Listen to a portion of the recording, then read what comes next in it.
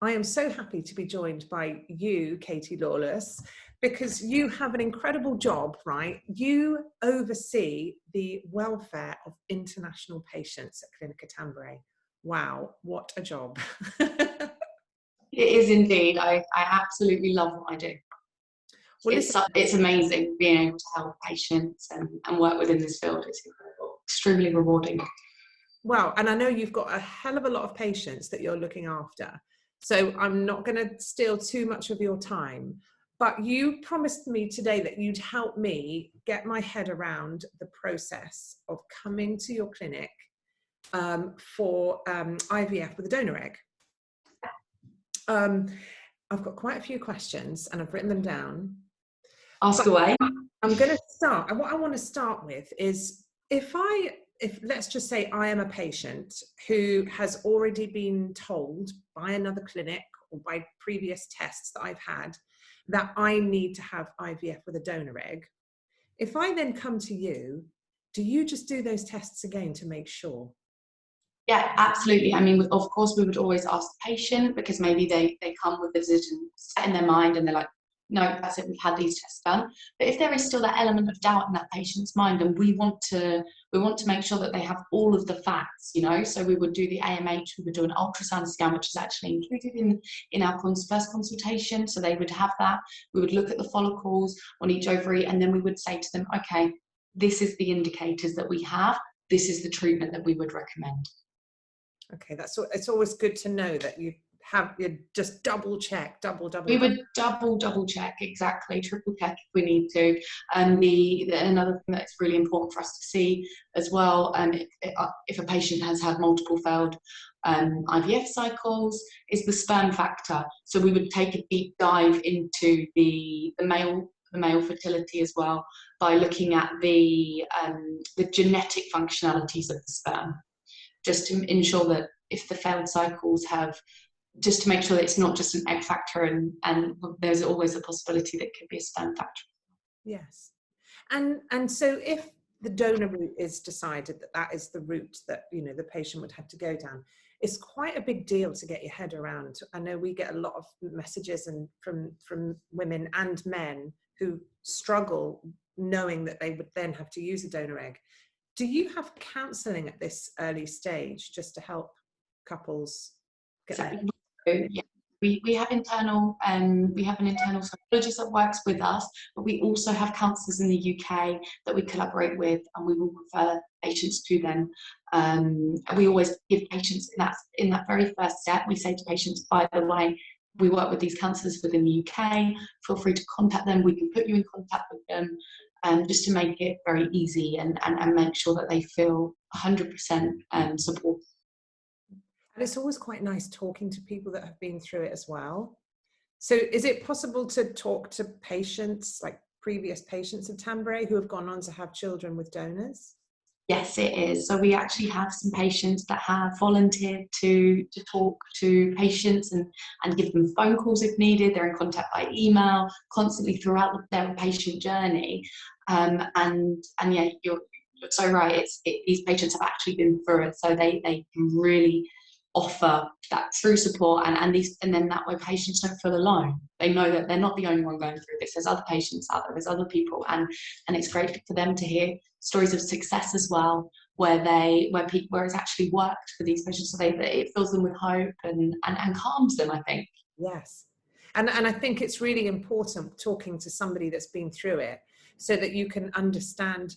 You know, it's not just the kind of stages of how it works, but understanding that connection and that love that those mothers feel with their children. And I think that's what a lot of women fear, that they're not going to have that. So right, and it's one of the questions that I get asked so frequently, and it's almost like they don't want to ask, and then they say, oh, but what if and I know exactly what they're going to say, because 9 out of 10 patients ask this question, and it's so normal.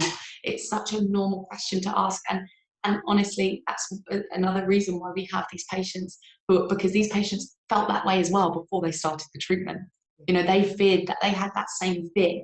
So then now that when they give birth and they've got their child, they don't notice the difference. But that's easy for us to say. Like I said, it's so much better for them to hear it from someone who's been through it. Well, what a great start, though, knowing that you can start this journey having your hand held by previous patients and by you and by doctors. It's amazing. So what happens first? Once you've had the counselling and you talk to people, what do you do as a patient? The first step would be, obviously, once you've reached out to us and you have that initial conversation with one of our patient coordinators, and the patient would then fly over to Spain for 1 day. And this would be where we would conduct all of the necessary tests. From there, we would be able to personalise a treatment plan according to the patient. So every patient has different needs. Maybe it's a patient that's had a previous egg donation treatment somewhere else, and if it hasn't worked, then we need to look into why that didn't work. What can we do differently? And if it's a patient that has maybe never fallen pregnant before, they may need different testing as well. So we look at every patient here gets treated as an individual. You know, every treatment, every woman is different. So first of all, we would run all of the necessary tests. We'd look into the patient's medical history. Then once we have the results, like I said, we personalise the treatment plan. And in the case of an egg donation, we would start looking for their donor. So the law in Spain states that donors must remain anonymous, but the law also specifies that the recipients must look like the donors, and vice versa. The donors must look like the recipients. So we make sure that we do that by matching the donors and the recipients' physical characteristics of both. Can I just ask, when you say it's the law, I would have thought, well, my God, surely that's what you would want. You would want, yeah. But do you get cases then where some patients don't want a match? There are cases, yeah, and sadly, that's something that obviously we can't do, because the most important thing is that the child can identify with the family. Yeah. And vice versa. So we always say that when you have your child and you're walking through the park, no one should be looking at the child and say, that's not your baby. Right? Yeah. We want them to be able to identify with the family, and that's why the law in Spain states that the donors must resemble recipients, because so that the child feels that they can identify with their family. So how do you make sure then that they look the same? Do you have brochures, or like what? It's actually really advanced now. So I don't know if you've heard of a company called Phenomatch. They're a Spanish company. We work with them to find our donors. So we use this for all egg donation. Basically, it's a technology that it looks at 100 different points. It's loads of different algorithms and stuff. So it looks at 100 different points on the face of a recipient. It will go into our pool of 500 donors, okay? And it will be able to find the donors that are most similar to the recipient, based on the gap, like the spaces between everything on the face, the whole face, facial features. It does it all on that. It's incredible. It's Phenomatch, Phenomatch. It's incredible. That is mind-blowing. It is. That is a real development from, there's me talking about forward. Well, no, because when I first started in 2014, not many I joined the sector in 2014, and that wasn't the case. Not all clinics in Spain were using Phenomatch. It was based on the phenotype. So we would look at, okay, this patient has green eyes, she's fair-skinned, she has dark hair, okay, let's find her a donor. And then we would look with our eyes and say, okay, this, well, not me personally, I wasn't in charge of finding the donors, but the doctors would look and they would say, okay, so this patient and this donor match, but now it's so advanced, we're actually looking for someone that could be their sister, Phenomenal. Twin, but their sister, we're looking to match those features that really that make someone unique. Yes. That is incredible. So once you have found the perfect match, well, how long does that take? How long does that process take? So depending on donor availability, it normally takes 8 weeks, but we say a maximum of 10 weeks.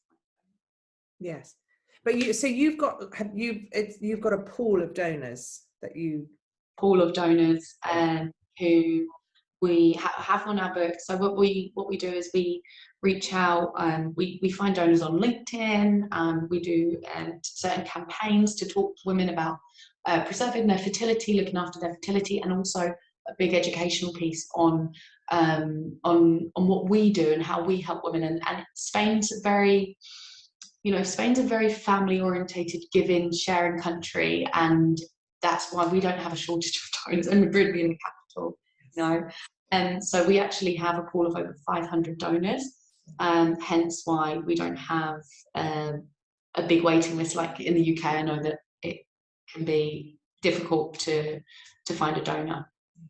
So when you after you've done that wonderful phone call to say that you found the donor, what happens then?